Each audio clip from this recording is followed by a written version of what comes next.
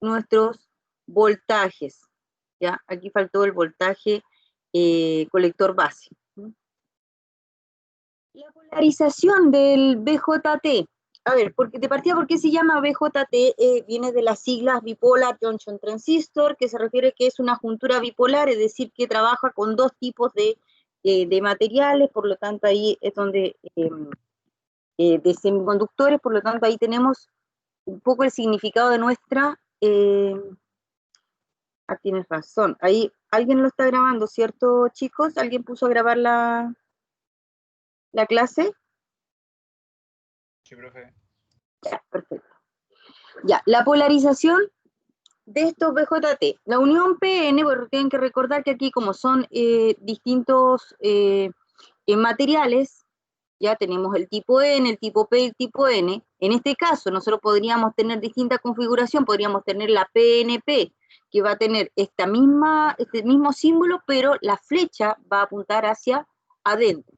Y en este caso estamos definiendo un NPN. La unión PN va a estar directamente polarizada si se le aplica la polaridad positiva a la unión P.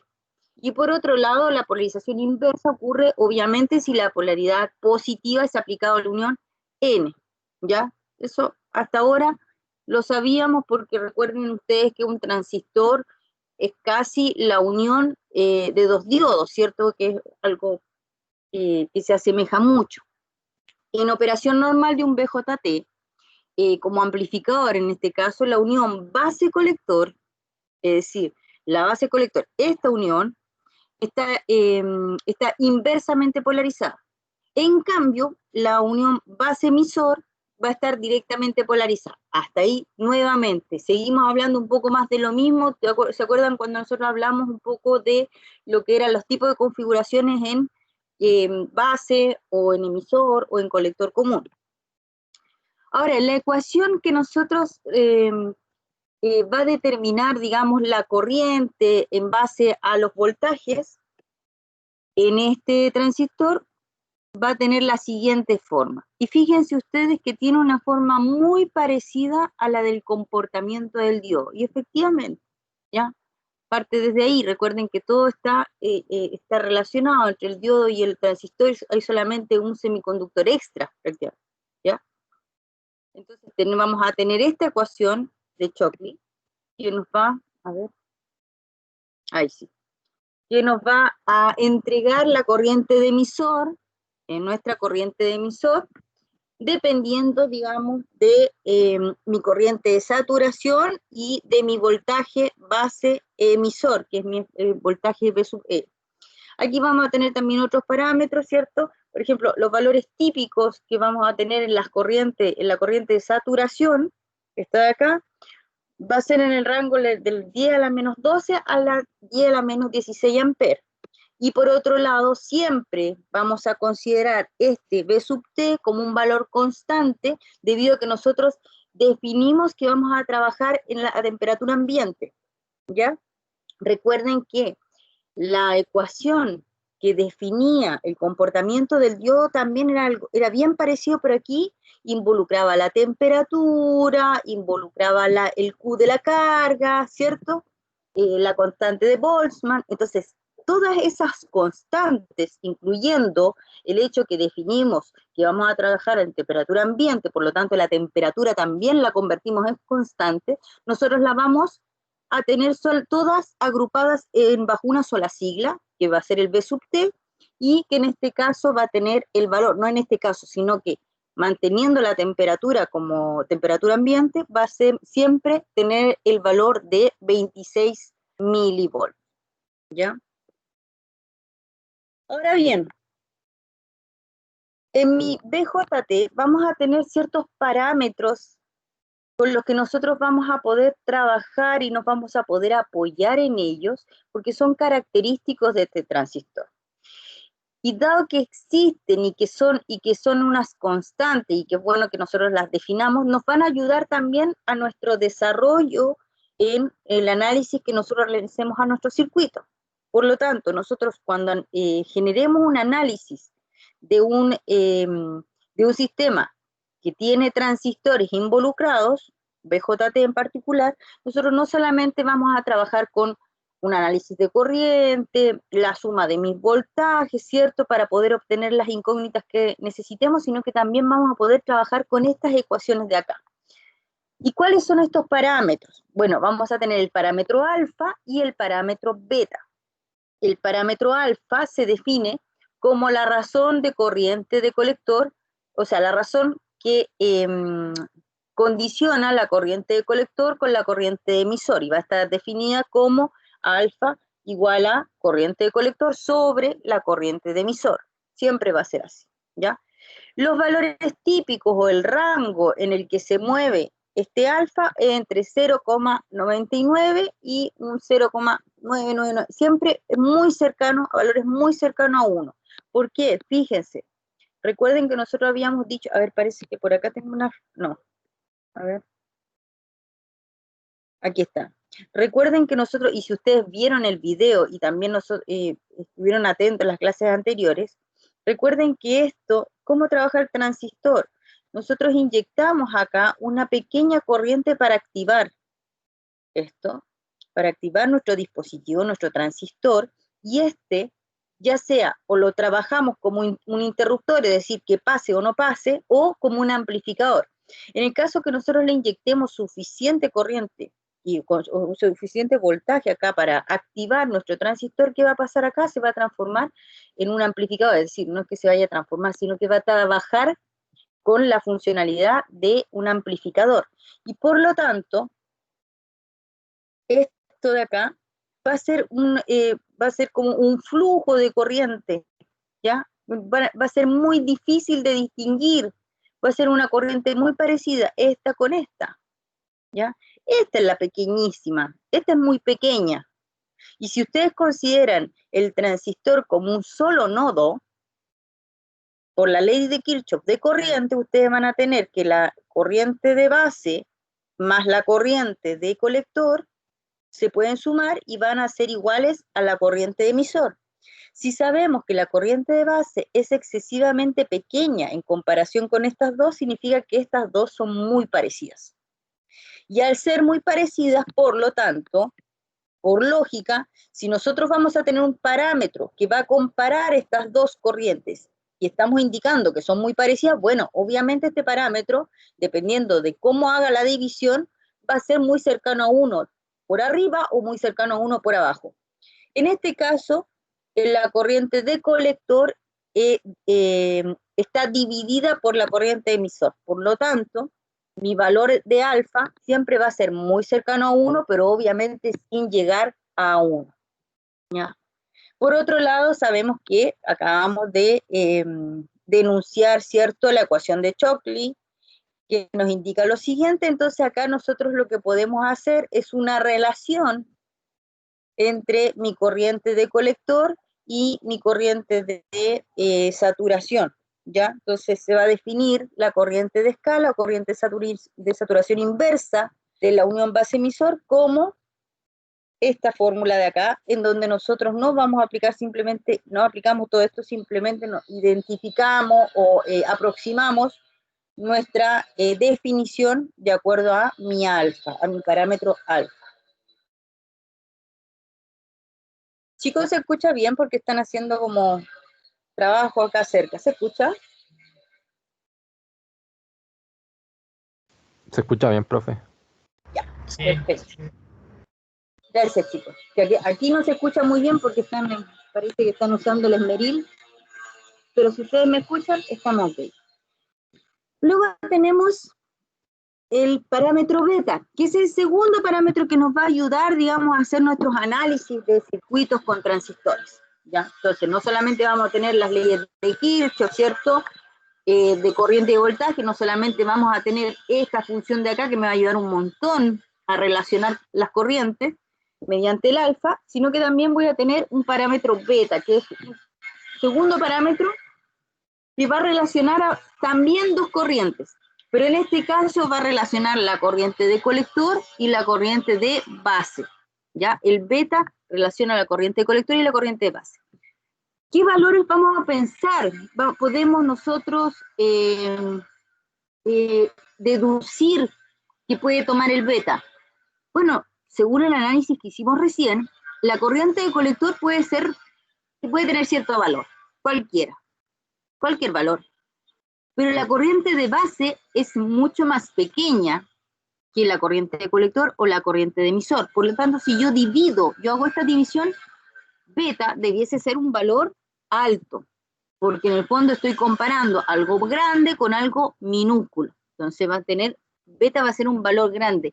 Y eso es lógico, porque en el fondo beta lo que va a representar es como la ganancia que nosotros vamos a obtener en esta juntura, ¿ya? Con respecto a la corriente, ¿ya? El beta, bueno, el alfa también en todo caso, pero el beta es muy, muy característico del transistor y siempre lo tienen que entregar, o otro tipo de ejercicio cuando te lo exigen, te lo piden, pero uno aplica simplemente esta ecuación, ¿ya? En general, el beta puede ir aquí indican que de los 10 a los 10.000, pero fácilmente trabajamos entre los 80 y los 200, normalmente los ejercicios que nosotros hacemos en la práctica, pero obviamente podría ser mucho menor, bajando hasta un rango de 10, o puede ser un beta muchísimo mayor como que el que indican acá, que llega hasta los 1000. Ahora, por otro lado, nosotros habíamos visto, a ver, no sé por qué está tan lentito este computador, habíamos visto las características o la configuración de emisor común, de base común, de colector común.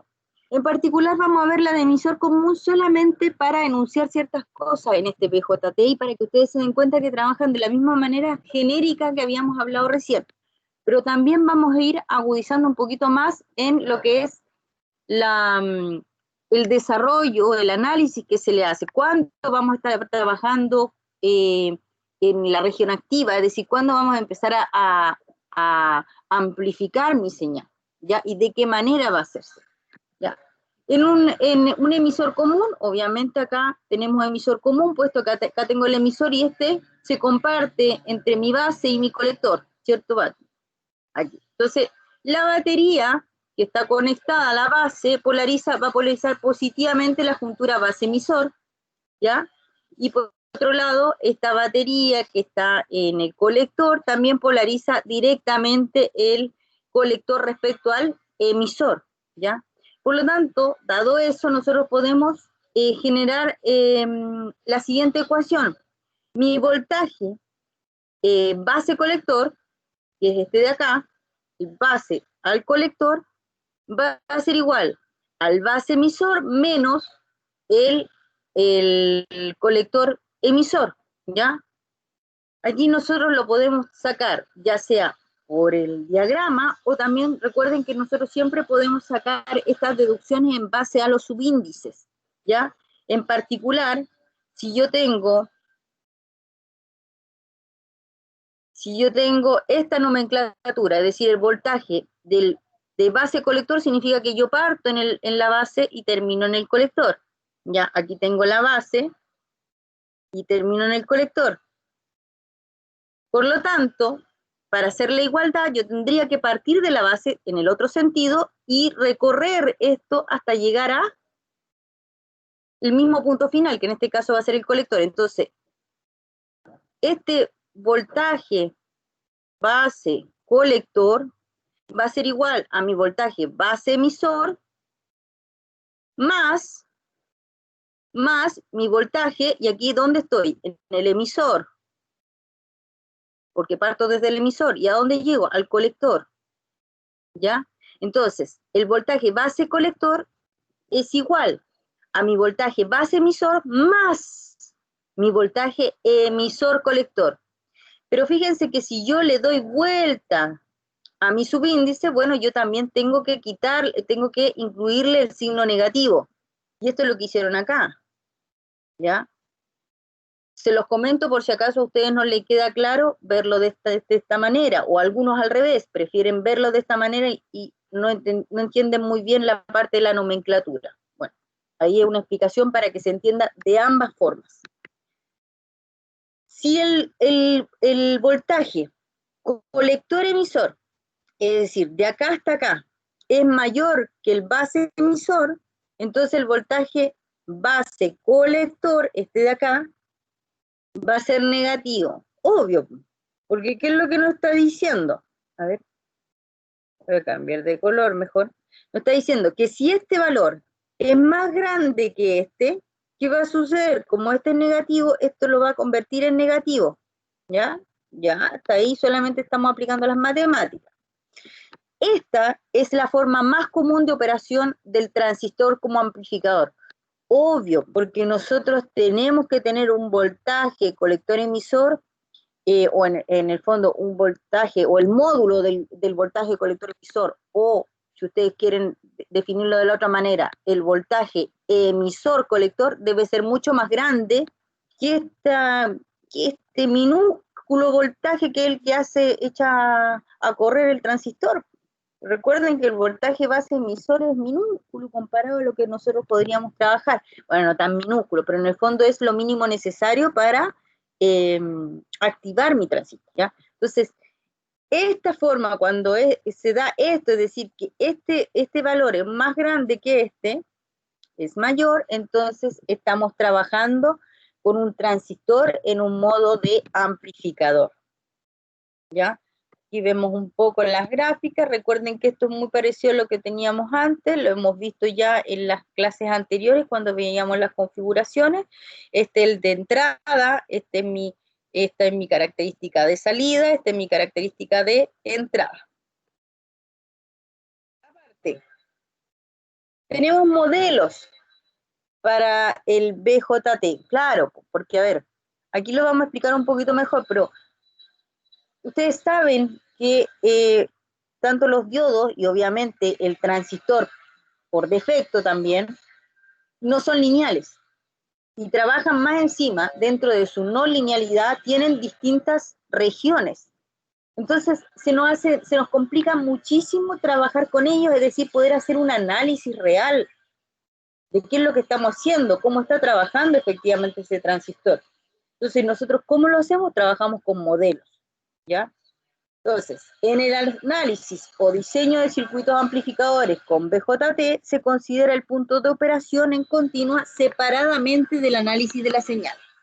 A ver, chicos, me está molestando mucho el ruido de afuera, así que voy a cerrar la ventana. Espérenme un poquito.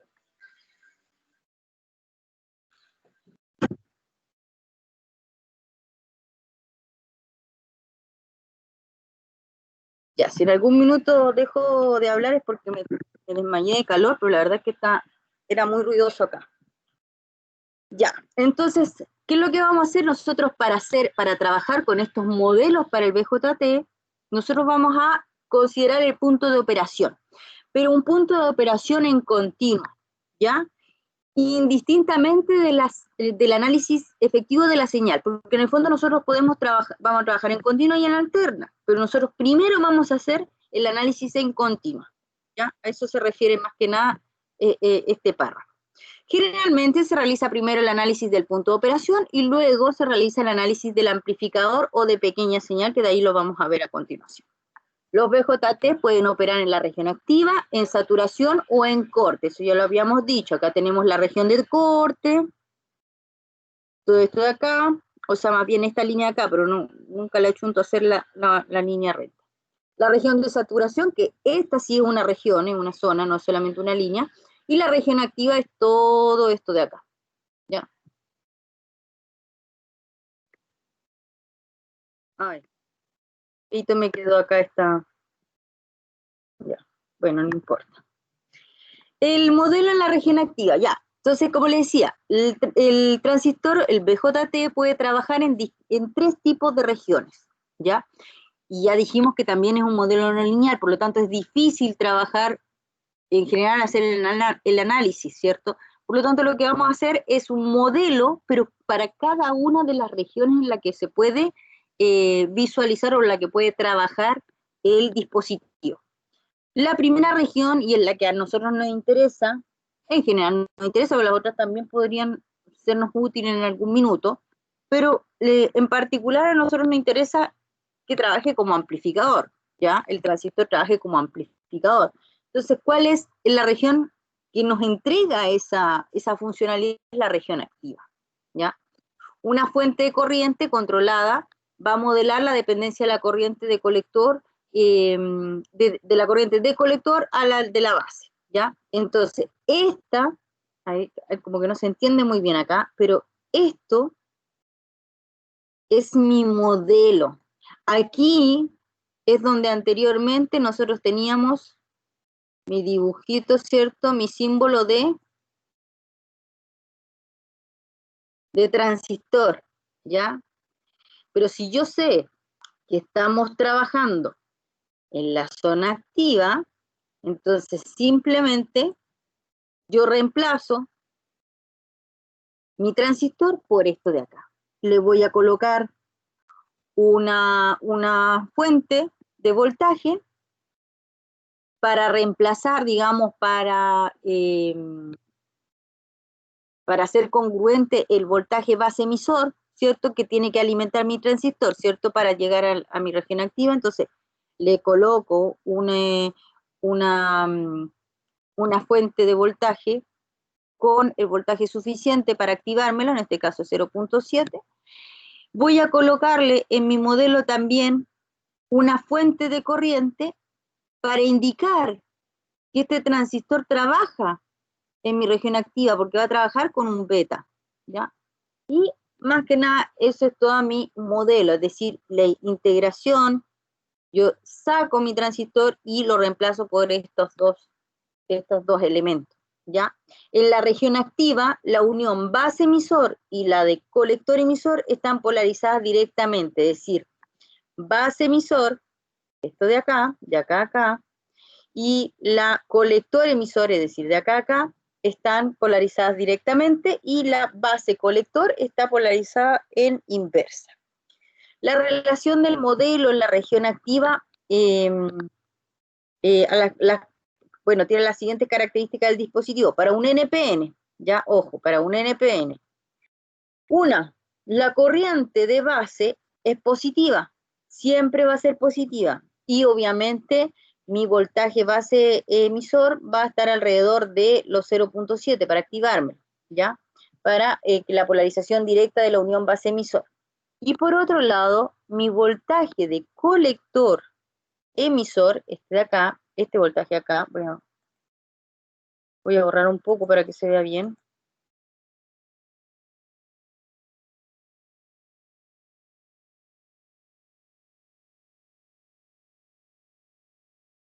Ahí sí.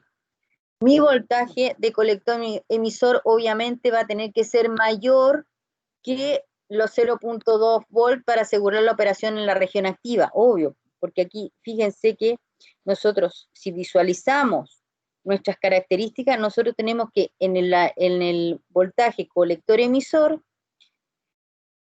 en el espacio o en la región anterior al 0.2 de mi base colector emisor, perdón, de mi voltaje colector emisor, nosotros estamos bordeando en la región de saturación.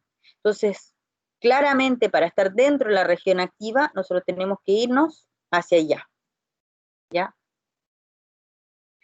En forma similar, para un BJT PNP, ¿ya? Porque estas eran las características de un NPN, pero también se puede dar en un PNP, se debe tener ahora que la corriente de base es mayor que 0, pero en este caso el voltaje colector-emisor tiene que ser menor que menos 0.2 volt para la validez del modelo en la región activa, ¿ya? Estas son mis características o mis condiciones necesarias para yo establecer, este sistema, este circuito está trabajando, este transistor está trabajando en la región activa.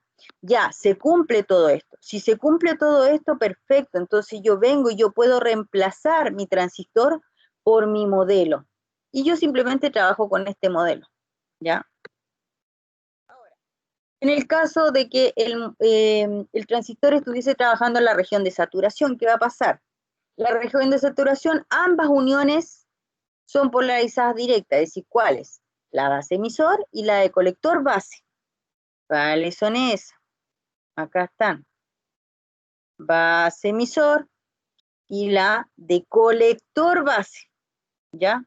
Recuerden que Anteriormente, cuando estábamos en la región activa, las que estaban polarizadas directamente era la base emisor y la colector emisor.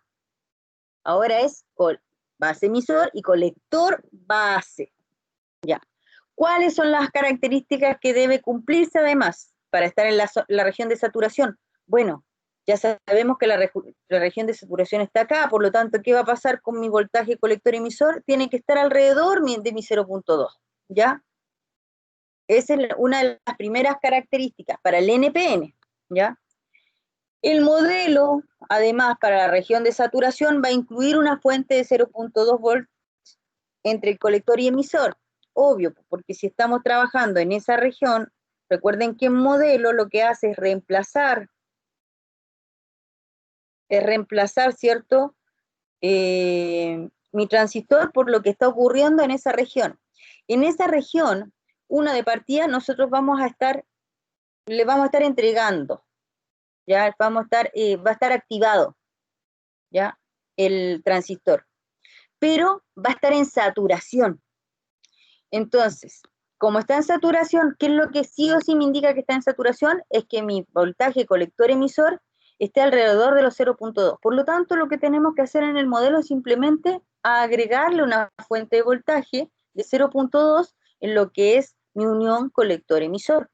Y listo. Y aquí ya tenemos mi modelo, ¿ya?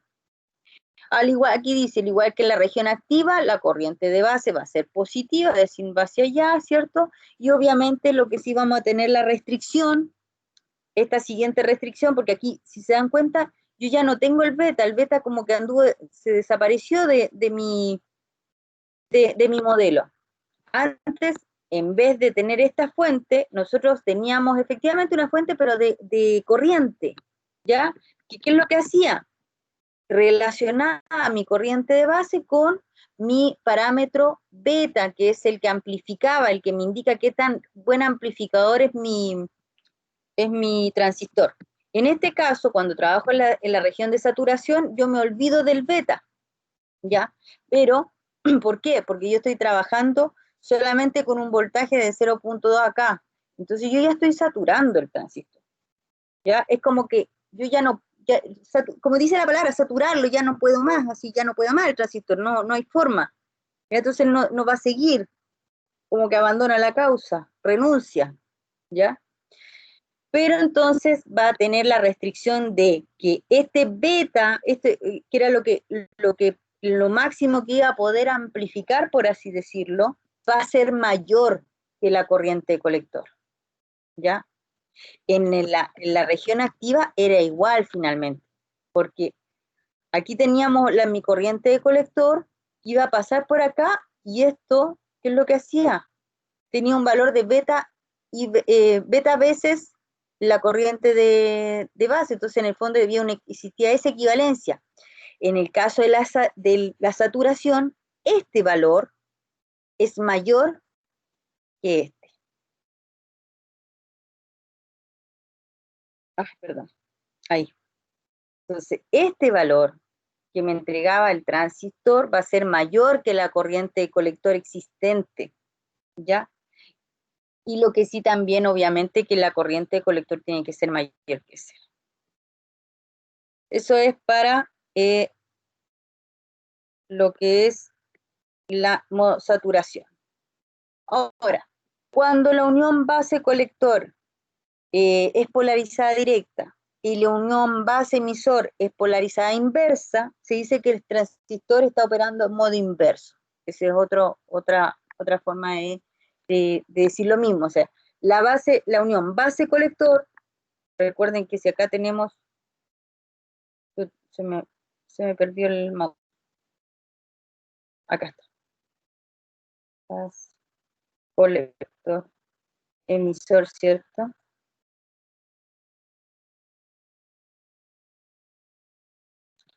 Si tenemos la unión base-colector, esta de acá, es polarizada en directa, y la unión base-emisor está en inversa, entonces el transistor va a estar operando en modo inverso. ¿Ya qué pasa con que el modo inverso, perdón, es el mismo que el normal, pero con el emisor intercambiado, perdón.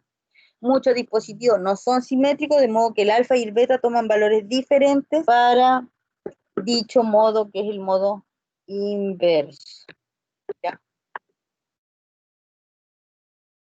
Hasta ahí, chicos, ¿alguna pregunta respecto a los modelos? Uy, parece que me faltó una diapositiva. Faltó una diapositiva, chicos, a ver. Pero por mientras, hasta ahora, ¿alguna pregunta, chicos?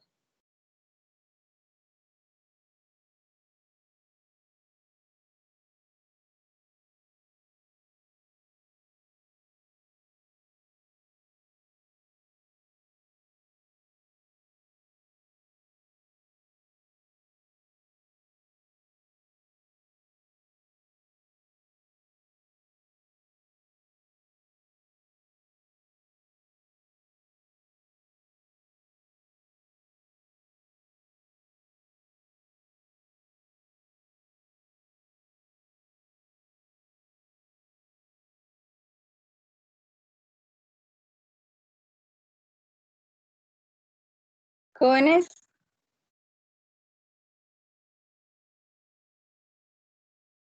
No, profesora. Ah, ya. Perfecto. Pensé que de repente a lo mejor no me habían estado escuchando en todo este rato, nadie me había dicho nada. Es que como me había estado fallando ante el Teams, ya. Retomo entonces, chiquillos. Eso es con respecto al BJT en cuanto a su modelamiento en sus funciones, ¿cierto? De qué forma trabaja, cuáles son sus parámetros. Pero por otro lado también necesitamos saber trabajar bien con la polarización. ¿Ya? A ver. Ahí sí, ¿cierto?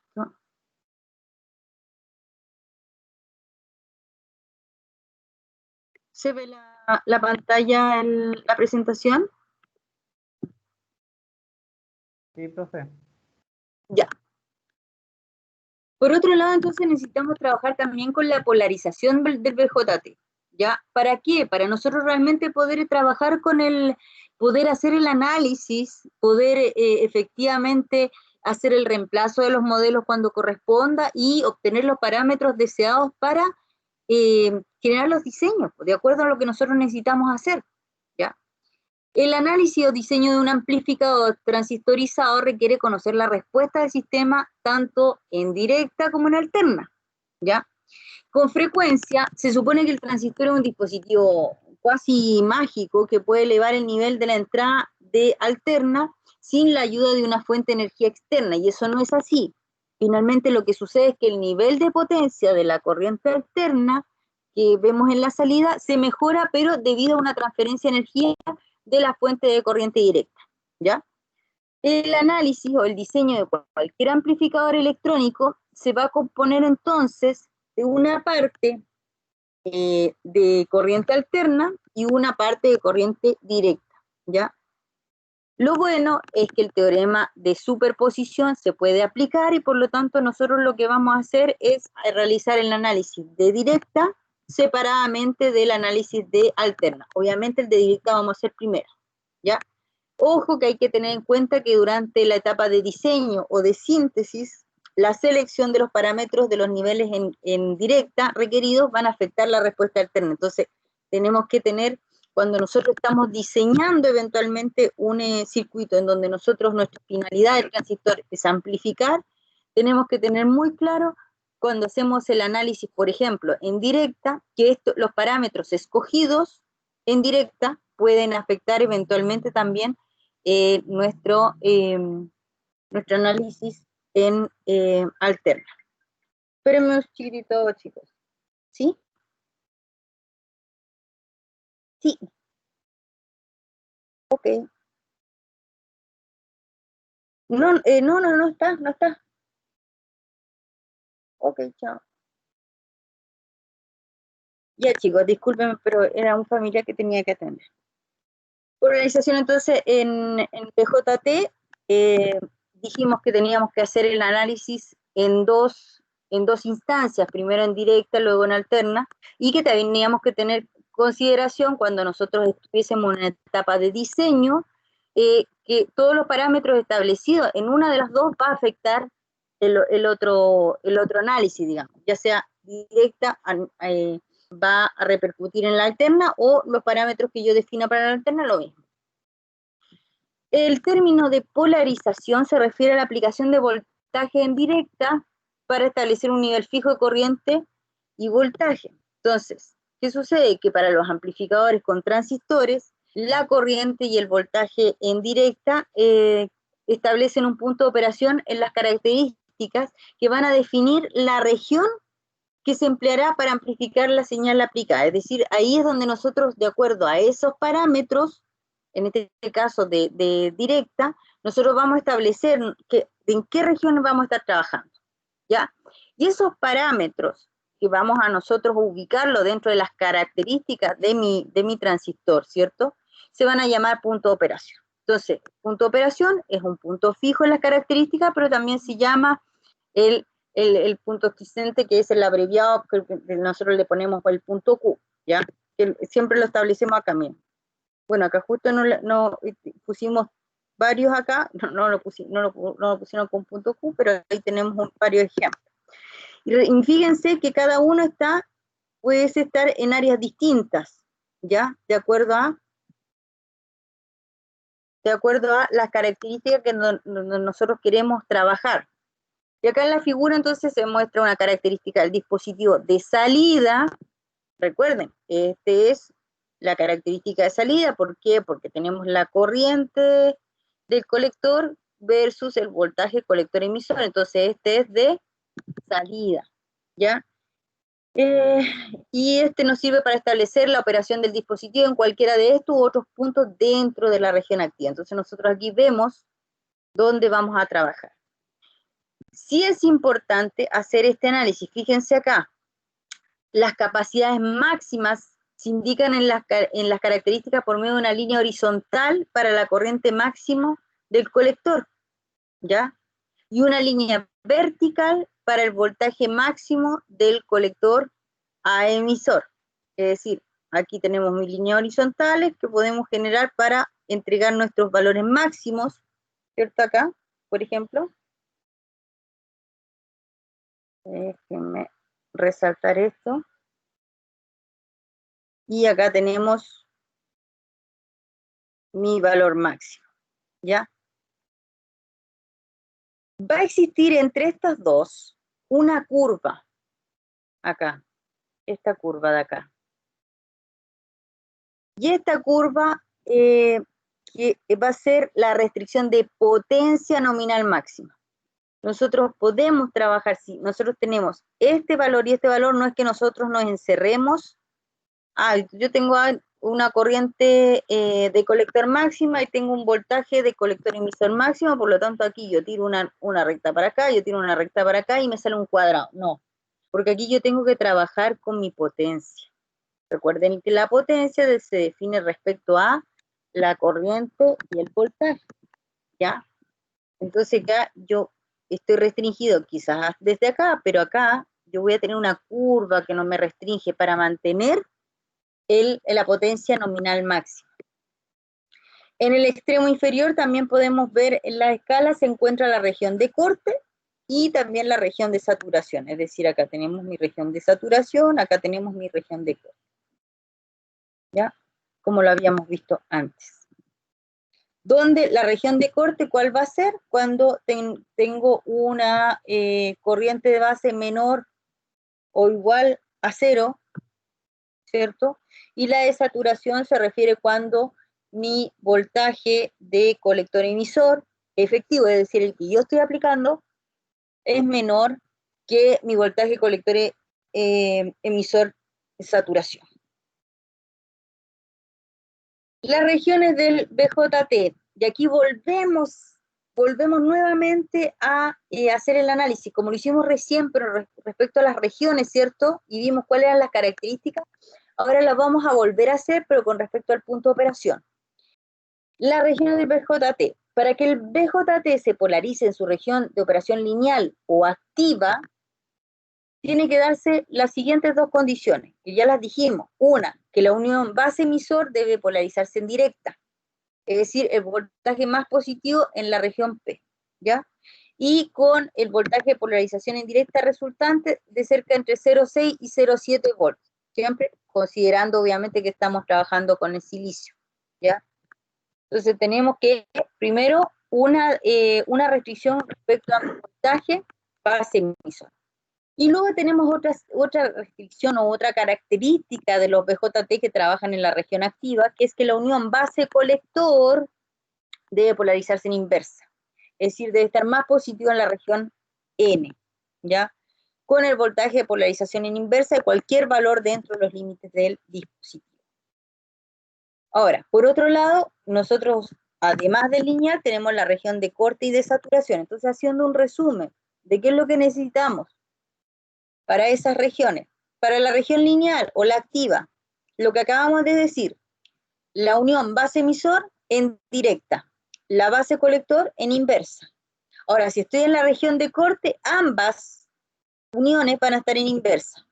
Y lo mismo cuando estoy en la región de saturación, ambas uniones van a estar ahora en directa. Finalmente, y aquí vamos a dejar hasta acá la clase, existen distintos tipos de configuraciones de BJT. Configuración en el fondo es cómo yo los voy a estar no solamente polarizando, sino que cómo yo los estoy conectando entre ellos, ¿ya? Así como vimos en los transistores genéricos, vimos que existían el base común, el emisor común y el colector común, aquí hay otro tipo de configuración. Por ejemplo, tenemos la configuración de polarización fija, la de polarización de emisor, la de polarización por medio del divisor de voltaje, la de realimentación del colector, la de emisor seguidor, la de base común y en general tenemos muchas más configuraciones de polarización, ¿ya? Bien, hasta ahora, chicos, ¿alguna pregunta?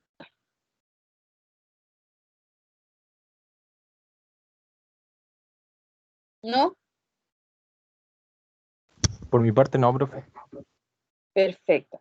Entonces, a ver, recuerden ustedes que nosotros habíamos llegado a un acuerdo común de que la próxima prueba, la segunda prueba, iba a ser, si mal no recuerdo, el día miércoles de la próxima semana, que es la semana de salud mental, y iba a ser durante el horario, entre comillas, el horario de clase, sin tener que ser sincrónica, ¿ya? Va a ser simplemente que va a estar habilitado en ese horario el cuestionario en el Moodle, ¿ya? Había un común acuerdo al respecto. Yo les subí el material, o sea, el BOIL está, les recomendé que se revisaran, ojo, que no es que tengan que hacerlo, no es una entrega, revisar los ejemplos, pero más que nada para que ustedes vean, porque a mí me gusta mucho el Boylestat, entonces en general me voy guiando muy cercanamente con ese tipo de ejercicios. Y los ejemplos en sí están resueltos, por lo tanto es más fácil que ustedes los vean. No significa que no puedan revisarse o el material de apoyo extra que les entregué, o también pueden revisarse, por ejemplo, los ejercicios propuestos del Boylestat, de ese mismo capítulo, que es el capítulo número 2. Ya, eso va a ser para el próximo miércoles, ¿cierto? En el horario de clase, que sería de 3 a 4 y media, me parece, que no sé si lo dejé de 3 a 4 y media o de 3 a 5, la prueba, ¿ya? Tenemos eso, primero.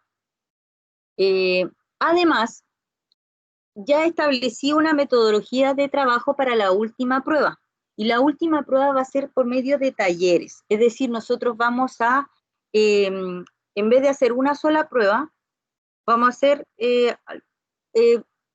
más de una instancia, digamos, de evaluación, pero que van a tener una menor ponderación para que también ustedes también puedan trabajar un poquito más, tener un poco más de libertad de acción, ¿ya? La primera de ellas, bueno, acá, no, ojo, estos son ejemplos de las polarizaciones, pero me las voy a saltar. Esto están en todo caso, todo esto está en el Moodle, y también obviamente esto está, recuerden que esto es del Boyles, ¿ya? Ya, los talleres. Para la tercera prueba, ya van a ser 3 talleres. El primero de ellos son todos sumativos, es decir, yo voy a hacer va a venir con ponderación, eso sí, todavía no defino cuál va a ser la ponderación, no sé si van a tener la misma ponderación los tres, o alguno va a valer más que otro, ya no sé, por ejemplo, 20, 30, 50, o 30, 30, 40, ya. El primer taller, yo postulé, ojo que estoy postulando estas fechas de entrega, yo creo que me voy a quedar con esta fecha de entrega, pero por si acaso. El primer taller es un trabajo en equipo, máximo 3 alumnos, donde van a analizar la configuración asignada, identificando características y aplicaciones, y hacer un ejemplo de análisis, es decir, de la configuración que les toca al grupo, de las que les acabo de nombrar recién, la de, por ejemplo, polarización fija. Ustedes van a leer el boil, a lo mejor van a leer el chilling below, a lo mejor van a hacer un levantamiento en la red al respecto, me van a identificar, la polarización fija se utiliza para esto, me genera tanta impedancia de entrada versus tanta impedancia de salida. Esto, ¿sabes para qué me sirve? Para esto. Esto lo que hace es que me estabiliza mi señal. ¿Se entiende? Entonces, identifiquen las características. Y de acuerdo a eso, díganme, y esto se puede aplicar mayormente en tal cosa o tal otra, ¿ya? Más que nada eso. Y quizás un breve ejemplo de análisis, ¿ya? Un pequeño ejemplo de análisis. ¿A qué me refiero? Por ejemplo, esto. Por ejemplo, el base común, aquí hay un ejemplo. Un ejercicio con esta configuración, ¿ya? Bien explicadito y qué sé yo. ¿Qué tienen que hacer con ese análisis, con ese estudio que hagan? Tienen que realizar una presentación, es decir, un PPT, y ustedes se van a grabar, los 3 alumnos, o 2 alumnos, o 1, puede ser individual igual. Lo ideal que sea un trabajo en equipo, máximo 3 alumnos. Ustedes se van a grabar. Todos los integrantes deben participar en la grabación.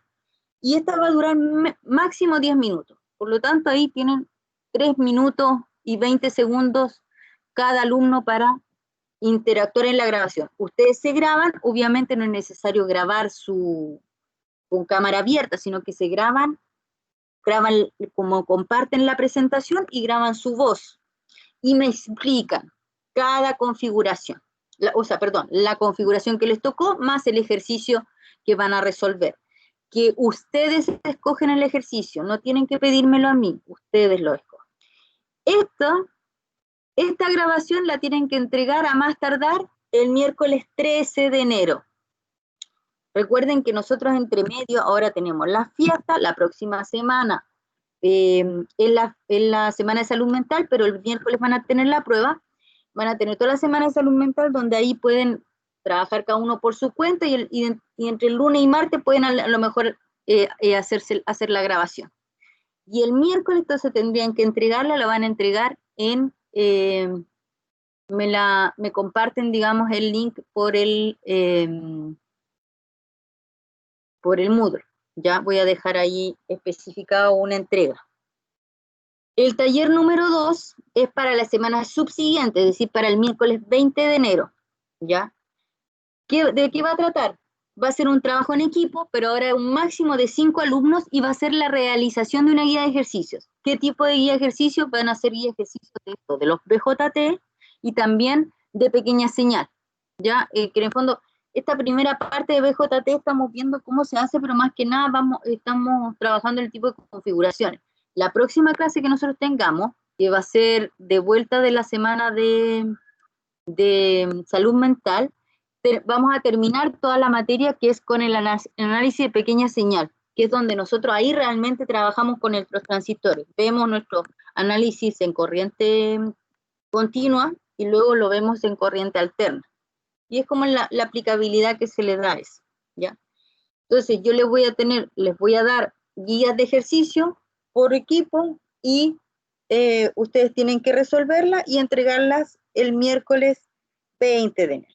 Y finalmente, el último taller va a ser una exposición en equipo, ¿ya? Bueno, son 5 alumnos, así que a lo mejor no todos van a poder participar ahí, pero yo les voy a escoger un ejercicio al azar de los que les tocó resolver. Ojo, que no todos los equipos van a tener la misma guía de ejercicio, van a ser guías distintas.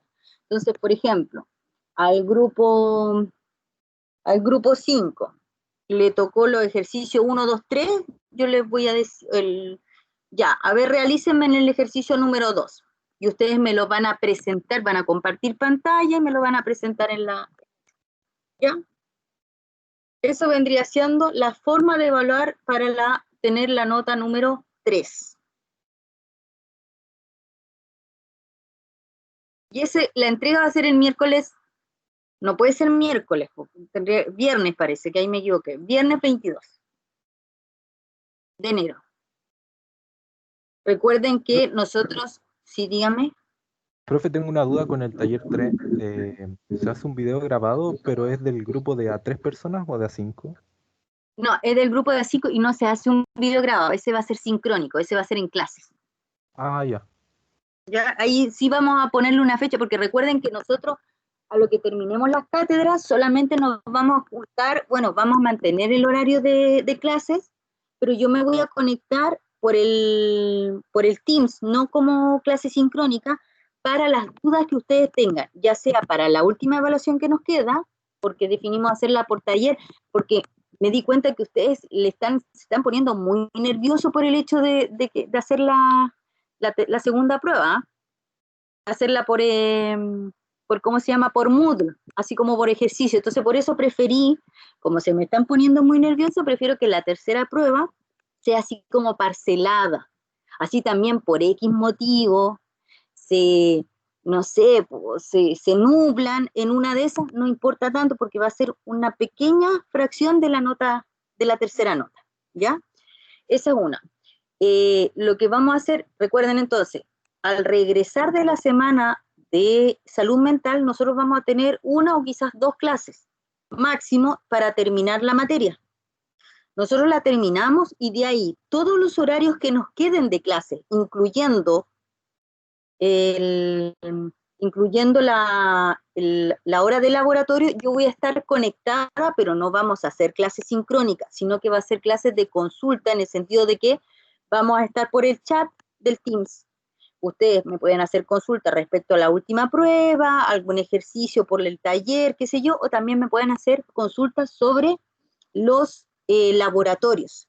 Los laboratorios van a ser 3 experiencias y yo les voy a subir ahora las guías para que ustedes tengan tiempo de revisarla, de meditarla, también de escoger un simulador, porque recuerden que estos laboratorios van a ser solamente con simuladores. Entonces ahí ustedes pueden ver si van a utilizar, no sé, pues ahí bueno, tienen harto de donde el PSIM, el Simulink, ¿cuál más tienen? Oye, los niños, yo conozco varios, pero todos los años los niños me llegan con otros nuevos.